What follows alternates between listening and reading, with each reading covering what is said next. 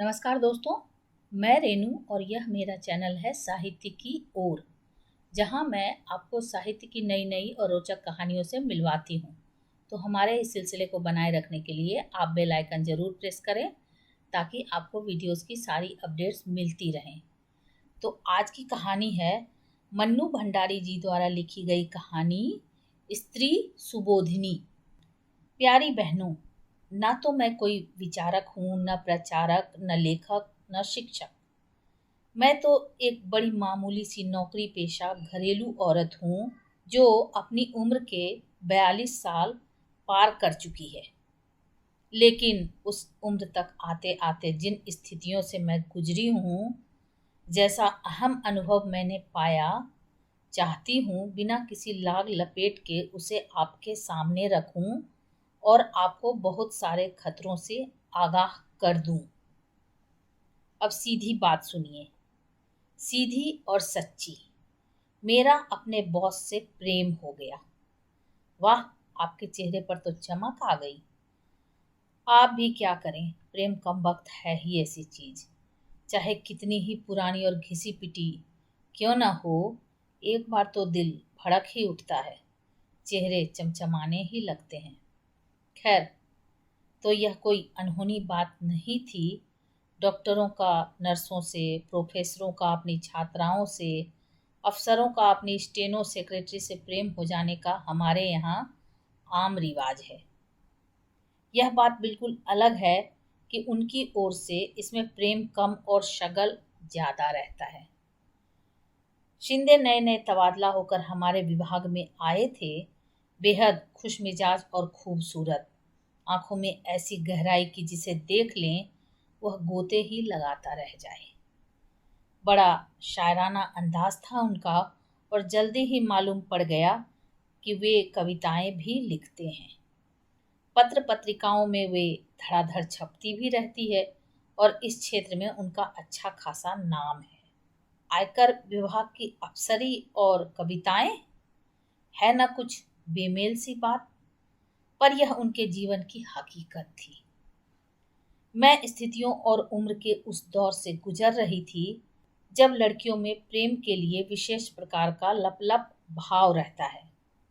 बूढ़ी माँ तीनों छोटे भाई बहनों को लेकर गांव में रहती थी और मैं इस महानगरी में कामकाजी महिलाओं के एक हॉस्टल में। न घर का कोई अंकुश था और न इस बात की संभावना कि कहीं मेरा ठौर ठिकाना लगा देंगे। आखिर मैंने अपनी नाक और आंखों को कुछ अधिक सजग और तेज कर लिया। बस ऐसा करते ही मुझे हर नौजवान की नज़रों में अपने लिए विशेष संकेत दिखने लगे और उनकी बातों में विशेष अर्थ और आमंत्रण की गंध आने लगी। तभी भिड़ गया शिंदे। उसके तो संकेत भी बहुत साफ थे, निमंत्रण भी बहुत खुला। लगा किस्मत ने 56 पकवानों से भरी थाल मुझ भुक्खड़ के आगे परोसकर रख दी है। सो मैंने न उसका आगा पीछा जानने की कोशिश की और न अपना आगा पीछा सोचने की। बस आंख मूंदी और प्रेम की डगर पर चल पड़ी। हर प्रेम की शुरुआत करीब करीब एक सी होती है। प्रेमियों को वे सारी बातें चाहे जितनी रोमांचकारी और गुदगुदाने वाली लगें, देखने सुनने वाले को बड़ी उबाऊ और सपाट लगने लगती है। शामें हमारी किसी रेस्तरां के नीम अंधेरे कोने में बीतती तो कभी बाग के झुरमुट के बीच, कभी हम आपस में उंगलियां उलझाए रहते तो कभी वह मेरी लटों से खिलवाड़ करता रहता। एक बार उसने कविता में मेरे बालों की उपमा बदली से दे दी। बस फिर क्या था, मैं जब जब गोदी में रखे उसके सिर पर झुककर बदली छितरा देती और वह उचक कर, यह क्या, आपकी आंखों में तो अविश्वास उभर आया। मैं समझ गई, एक सीनियर अधिकारी और ऐसी छिछोरी फिल्मी हरकतें। पर सच मानिए, अब भी मैं दावे के साथ कह सकती हूँ कि यहाँ के हर पुरुष के भीतर एक ऐसा ही फिल्मी हीरो आसन मारे बैठा रहता है और जब तक वह पूरी तरह तृप्त न हो जाए मरता नहीं। उम्र के किसी भी दौर पर, उस समय चाहे वह 6 बच्चों का बाप ही क्यों न हो, जरा सा मौका मिलते ही भड़भड़ाकर जाग उठता है और पूरी तरह अपनी गिरफ्त में जकड़ लेता है। फिर तो बड़ी बड़ी तोपें तक ऐसी बचकाना और बेवकूफाना हरकतें करती हैं कि बस तौबा, न कोई शर्म न उम्र का लिहाज। आजकल की लड़कियों ने उस राज को अच्छी तरह समझ लिया है, पर मैं उन बहनों को सावधान करना चाहती हूँ जो शादी के पहले ही से उस हीरो के चंगुल में आकर अपने को चौपट कर लेती हैं। हाँ, तो मैं पूरी तरह शिंदे मई हो गई, पर तभी एक भयंकर झटका लगा, बल्कि कहूँ कि जो लगा उसके लिए झटका शब्द हल्का ही है। मालूम पड़ा कि शिंदे की एक अदद बीवी है जो पहली बार पुत्रवती बनकर 5 महीने बाद अपने मैके से लौटी है, यानी एक अदद बीवी और एक अदद बच्चा। मुझे तो सारी दुनिया ही लड़खड़ाती नजर आने लगी। लगा मैं बहुत बड़ा धोखा खा गई हूँ। मेरे भीतर गुस्सा बुरी तरह बलबलाने लगा। बीवी बच्चे के रहते मेरी ओर प्रेम का हाथ बढ़ाने का मतलब? मैंने जब भी उससे घर और घर वालों के बारे में पूछा, वह 3-4 शेर दोहरा दिया करता था, जिनका शाब्दिक अर्थ होता था, मेरा न कोई घर है न दर, न कोई अपना न पराया। इस जमीन और आसमान के बीच मैं अकेला हूँ, बिल्कुल अकेला। पर मेरे लिए इन शेरों का सीधा साधा अर्थ था हरी झंडी, लाइन क्लियर। सो मैं सपाटे से चल पड़ी, बल्कि चलने में थोड़ा फुर्ती भी की। आप तो जानती ही होंगी कि इस उम्र तक शादी न होने पर लड़कियों में एक खास तरह की हड़बड़ाहट आ जाती है। चाहती है जैसे भी हो जल्दी से जल्दी प्रेमी को पूरी तरह कब्जे में करके पति बनाकर अपनी टेंट में खोस ले। मैं भी इसी नेक इरादे से लपक रही थी कि बीच में ही औंधे मुंह गिरी। पर गिरने नहीं दिया शिंदे ने, हाथों हाथ झेल लिया। उसने बिना किसी बात को मौका दिए मुझे बाहों में भर लिया और धुआंधार रोने लगा। पिता के दबाव में आकर की हुई शादी मेरे जीवन की सबसे बड़ी ट्रेजेडी बन गई। बीवी के रहते भी मैं कितना अकेला हूँ। 2 अजनबियों की तरह एक छत के नीचे रहने की यातना। ऐसी ऐसी बातें कि न जाने कितने टुकड़े आंसुओं से भीग भीग कर टपक रहे थे। मेरा विवेक मुझसे संकल्प करवा रहा था कि लौट जाओ, इस दिशा में अब एक कदम भी मत बढ़ो। मैं रो रो कर अपना संकल्प दोहरा रही थी, वह रो रो कर अपना दुख दोहरा रहा था। इसी तरह हम 2-3 बार और मिले, वही बातें, वही रोना। मैंने सोचा था कि आंसुओं के साथ मैं अपना सारा प्रेम और गम भी बहा दूंगी और हमेशा के लिए अलविदा कहकर लौट जाऊंगी।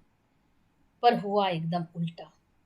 आंसुओं के जल से सींचकर प्रेम की बेल तो और ज्यादा लहलहा उठी। अब देखिए ना मीरा का पद, असवन जल सींच सींच, बचपन से पढ़ा था। पर हम सब की ट्रेजेडी यही है कि स्कूली शिक्षा को जीवन में गुनते नहीं। शिक्षा एक तरफ और जीवन एक तरफ, और इसलिए ठोकर खाते हैं। यही हुआ। उसका दुखी और दयनीय चेहरा देखकर मेरे मन में प्रेम का ज्वार उमड़ने लगा। उसके आंसुओं ने प्रेम को इतना गीला और रपटीला बना दिया कि वापस मुड़ने को तैयार मेरा पैर अपने आप को स्वाहा करने के लिए आगे बढ़ गया। शिंदे इस मैदान का पक्का खिलाड़ी था। मेरे असमंजस और दुविधा को चट भांप गया। केवल भांप ही नहीं गया, वरन उसने यह भी महसूस कर लिया कि बीवी की उपस्थिति से हमारे प्रेम में आपातकालीन स्थिति पैदा हो गया है। अब यदि इसे बचाकर रखना है तो प्रेम करने के तरीके में एक क्रांतिकारी परिवर्तन लाना होगा। बिना उसके मामला चलने वाला नजर नहीं आ रहा था। रेस्तरां और बाग बगीचों के बीच तो यह परिवर्तन आ नहीं सकता था। इसलिए बड़ी शिद्दत के साथ एक कमरे की तलब महसूस होने लगी। 3-4 कमरा मुलाकातों में ही मैंने समझ लिया कि इन मुलाकातों के कारण उसके भीतर किसी तरह का अपराध बोध या कुछ गलत करने का भाव लेश मात्र भी नहीं है। वह काफी तृप्त और छका हुआ लगता था। मुझे समझते देर नहीं लगी कि शरीर के स्तर पर भी मैंने अपने आप को उसके लिए अनिवार्य बना लिया है। मुझे पक्का विश्वास हो गया कि मेरा यह समर्पण तुरुप के इक्के की तरह कारगर सिद्ध होगा और बाजी मेरे हाथ। निश्चय ही इन मुलाकातों ने मेरे प्रेम को बड़ी मजबूत बैसाखियां थमा दी और मेरे लड़खड़ाते कदम फिर जम गए।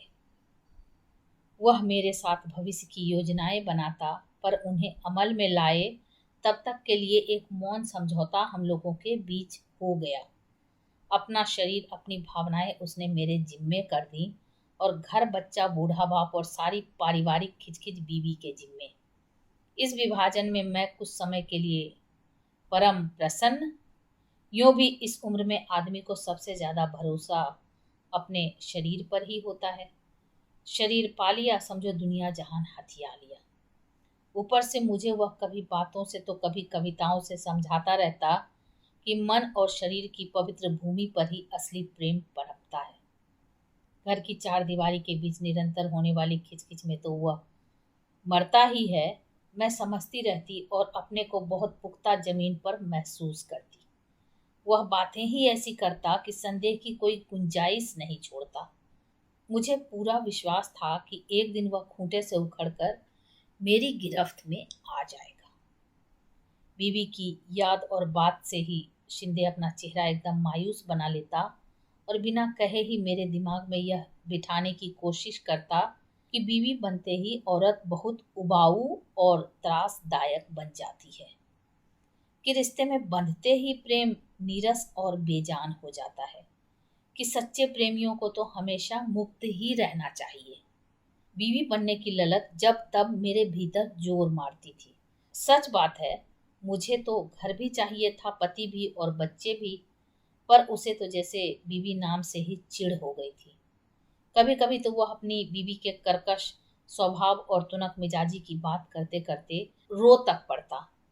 तब मैं लपक कर उसे बाहों में भरती, अपने होठों से उसके आंसू पोंछती और उसे हौसला बंधाती कि जल्दी ही हम कुछ ऐसा करेंगे कि वह इस दुख से मुक्त हो, कि मैं उसे एक सही सुखद जिंदगी दूंगी। यह आश्वासन उसके लिए कम, मेरे अपने लिए ज्यादा होता था। दिन सरकते जा रहे थे और अपने प्रेम करने के तरीके में क्रांतिकारी परिवर्तन लाने के बावजूद स्थिति जहां की तहां थी। यानी मैं अपने हॉस्टल के कमरे में बंद, शिंदे अपनी बीवी की मुट्ठी में। आज सोचती हूँ तो अपने पर ही सौ सौ धिक्कार के साथ आश्चर्य भी होता है कि कैसे मेरी बुद्धि पर ऐसा मोटा पर्दा पड़ गया था। यह भी नहीं सोच सकी कि उसकी बीवी भी आखिर मेरी तरह ही एक स्त्री है, अपने पति के छलावे और मक्कारी की शिकार। पर नहीं, यह तो तब समझ में आया जब उसकी मक्कारी ने मुझे भी तबाही के कगार पर ला पटका। तभी तो मैंने सोचा कि क्यों न मैं जब तब वहां उपस्थित होकर उसके त्रास को इतना बढ़ा दूं कि वह खुद ही इस अपमानजनक स्थिति को नकार कर अलग हो जाए। रकीब को सामने देखकर अच्छों अच्छों के हौसले पस्त हो जाते हैं, फिर अपमान और अपेक्षा की आग में झुलसी इस औरत का हौसला ही क्या होगा। और यही सोचकर आखिर मैं एक दिन शिंदे के घर जा थमकी। एक सुहागिन औरत की सारी नियामतों, यानी कि बूढ़े ससुर के वरद हस्त की छत्र छाया और बच्चे के पोतड़ों के वंदन भार के बीच दूधों नहाई पूतों फली भाव से वह कुर्सी पर विराजमान थी। मुझे देखकर उसके चेहरे पर किसी तरह का कोई विकार नहीं आया। विकार तो मुझे देखकर शिंदे के चेहरे पर आया, जिसे उसने थोड़ी सी कोशिश करके अफसरी नकाब के नीचे ढक लिया। दफ्तरी भाषा में दफ्तरी बातें करके उसने मुझे चलता किया, पर बाहर निकलते समय हाथ दबाकर लाड़ में लिपटी हल्की सी फटकार के साथ शाम को कमरे पर आने का निमंत्रण भी दे दिया। मैं उसकी बीवी को त्रस्त करने गई थी, पर खुद ही त्रस्त और पस्त होकर लौटी। मुझे आश्चर्य हो रहा था कि यह औरत है या मांस का लोंदा। इसका आदमी 3 साल से एक दूसरी लड़की के साथ मस्ती मार रहा है और उसे न कोई तकलीफ न कष्ट। मैं इसकी जगह हूं तो शायद एक दिन भी इस तरह की अपमानजनक स्थिति को बर्दाश्त न करूं। इसके शरीर पर चमड़ी लिपटी है या गैंडे की खाल, यह तो मुझे बहुत बाद में अनुभव ने सिखाया कि अधिकतर शादीशुदा औरतें ऐसी होती हैं जिन्हें अपनी घर की दीवारों से बेशुमार लगाव होता है, इतना ज्यादा कि धीरे धीरे उन दीवारों को ही अपने शरीर के चारों ओर लपेट लेती हैं। फिर मान अपमान के सारे हमले उनसे टकराकर बाहर ही ढेर हो जाते हैं और वे उनसे बेअसर सती साध्वी सी भीतर सुरक्षित बैठी रहती है। शाम को सिंधे मुझ पर एकदम बरस पड़ा कि मैंने उसके घर आने की मूर्खता क्यों की। कितना चौकस रहना पड़ता है उसे हर समय, जिससे उसकी बीवी को इस प्रसंग की हवा भी न लगे, वरना तो वह शूर्पणखा की तरह ऑफिस, परिवार और सारे शहर में हड़बूंग मचाकर रख देगी। मौका लगा तो मेरा झोंटा पकड़कर सड़क पर जूते लगवाएगी और बड़ी चालाकी से उसने मेरे मन में अपनी पत्नी के लिए, जिसे वह अक्सर कोतवाल कहता था, ढेर सारी नफरत और आक्रोश भर दिया। साथ ही जल्दबाजी करने की अपनी नादानी भरी मूर्खता पर मुझे बेहद शर्मिंदा भी किया। देखा आपने कि कैसे शातिराना अंदाज से पुरुष नफरत और गुस्से की सुई अपनी ओर से सरकाकर दोनों औरतों की ओर घुमा देता है। वे ही आपस में लड़े भिड़े, कोसे गलियाएं, और वह जो असली गुनाहगार है अपने पर आंच आए बिना आराम से दोनों का सुख भोगता रहे। वह समझता है कि सहजीवन का मधुरतम पक्ष तो हम भोग ही रहे हैं। मैं क्यों बेकार में शादी ब्याह और घर में जकड़कर इस मधुर संबंध का गला घोंटना चाहती हूँ। और इसी चक्कर में वह मधु उड़ेलती हुई 3-4 फड़कती कविताएं मेरे नाम ठोक देता। मेरे कंधों पर स्त्री पुरुष के संबंधों को एक नई दिशा देने का दायित्व है। अगली पीढ़ी अधिक स्वस्थ, अधिक मुक्त जिंदगी जी सके, उसके लिए हमें पहल करनी होगी, एक उदाहरण रखना होगा, चाहे उसके लिए हमें खाद ही क्यों न बनना पड़े। शिंदे तो ये बातें झाड़कर मजे से अपनी बीवी का बगलगीर हो जाता और मैं असली अर्थों में खाद बनी अपने कमरे में सड़ती रहती। तभी शिंदे का तबादला हो गया। मैं एक बार फिर डगमगा गई। मुझे लगा कि बस अब यह मेरी जिंदगी से निकला, पर उस समय तो बस शिंदे में ही प्राण बसते थे। लगता था उसके बिना जी नहीं सकूंगी। गलत सही की समझ ही कहाँ रह गई थी। मैं उसे पाना चाहती थी और वह मुझे खोना नहीं चाहता था। उसके साथ होटल में गुजारे वे दिन मैं तो भूल ही गई कि हम दोनों के बीच कोई तीसरा भी है। तबीयत एकदम लहलहा उठी। इस बार उसने बकायदा योजना बनाई कि पत्नी को अब यहाँ न बुलाकर उसके पिता के घर भेज देगा और धीरे धीरे उसे कानूनी कार्रवाई करने के लिए राजी कर लेगा। यदि नहीं हुई तो मजबूर करेगा। बातों का तो वह बादशाह था ही, पत्र लिखने में भी उसे कमाल हासिल था। शरीरों में जो दूरी आ गई थी उसे वह पत्रों की भाषा से पाटता रहता। पत्रों में मुझे वह दिव्य प्रेम का दर्शन समझाता। मेरे जन्मदिन पर अपने इसी दिव्य प्रेम में डुबोकर उसने एक खूबसूरत सा तोहफा मेरे लिए भेजा। कभी वो चांदनी रात के गीत लिखकर भेजता, तो कभी साथ बिताए मधुर क्षणों की याद को ताजा करने वाली कविताएं। उसने आंखों में सचमुच के आंसू भरकर कहा कि मैं ही शिंदे की प्राण हूँ, शिंदे की प्रेरणा हूँ। घर परिवार के अतिरिक्त शिंदे का जो कुछ भी है, और वही तो असली शिंदे है, वो उसने मुझे पूरी तरह सौंप रखा है। और तुरंत उसने अपनी बात का प्रमाण पेश कर दिया, मुझे समर्पित किया हुआ अपना नया कविता संग्रह। हाथ से लिखा हुआ था प्राण को। उसकी प्रेरणा और प्राण बनने का हश्र यह हुआ कि वह तो दिन दूना रात चौगुना फलता फूलता रहा। धन, यश, सफलता, मान सम्मान सभी का मालिक, और मैं भीतर ही भीतर झुलसकर काठ का कुंदा हो गई, सब ओर से मरी मुरझाई टूटी और पस्त। मैं समझ गई कि मैं बुरी तरह ठगी गई हूँ। धीरे धीरे उम्र की बढ़ोतरी और ऑफिस और दुनियादारी की निरंतर बढ़ती जिम्मेदारियों के बीच शिंदे की रोमानी जरूरत घटती चली गई। परिणाम यह हुआ कि हमारे बीच चलने वाले पत्रों की संख्या कम और मजमून मौसम के सर्द गर्म होने पर आकर टिक गया। 8 साल तक चलने वाला प्रेम प्रसंग महज एक खिलवाड़ था, जिसकी बाजी बड़ी होशियारी से सिंधे ने बांटी। ब्रह्मजाल के कटते ही नजर साफ हुई तो बाजी में बटे हुए पत्तों का यह नशा रह रहकर मेरी आंखों में उभरने लगा। तुरुप का इक्का यानी घर उसके पास, तुरुप का बादशाह यानी बच्चा उसके पास, तुरुप की बेगम यानी बीवी और प्रेम करने के लिए प्रेमिका उसके पास, तुरुप का गुलाम यानी नौकर चाकर गाड़ी बंगला उसके पास। लब्बो लुआब यह कि तुरुप के सारे पत्ते उसके पास और मुझे मिले उसके दिए हुए छक्के पंजे यानी टोटके की तरह पुड़िया में बंधे दार्शनिक लफाजी में लिपटे हवाई प्यार के चंद जुमले। इन टटपुंजिया पत्तों के सहारे मैं ज्यादा से ज्यादा इतना ही कर सकती थी कि जिंदगी भर उसकी पूंछ पकड़े रहती और उसे ही अपनी उपलब्धि समझ समझ कर संतोष करती। मन बहुत घबराता तो उसी पूंछ से हवा करके उसके साथ बिताए मधुर क्षणों पर जमी समय की धूल उड़ाकर कुछ समय के लिए अपना खालीपन भर लेती। निहायत हवाई बातें पल्ले से बांधे बांधे मैंने अपनी जिंदगी को बर्बादी के कगार पर ला पटका था। अब चाहती हूँ ठेठ दुनियादारी की बातें अपनी हजार हजार मासूम किशोरी बहनों के पल्ले से बांध दूं, जिससे वह मेरी तरह भटकने से बच जाए। इस देश में प्रेम के बीज मन और शरीर की पवित्र भूमि में नहीं, ठेठ घर परिवार की उपजाऊ भूमि से ही फलते फूलते हैं। भूल कर भी शादीशुदा आदमी के प्रेम में मत पड़िए।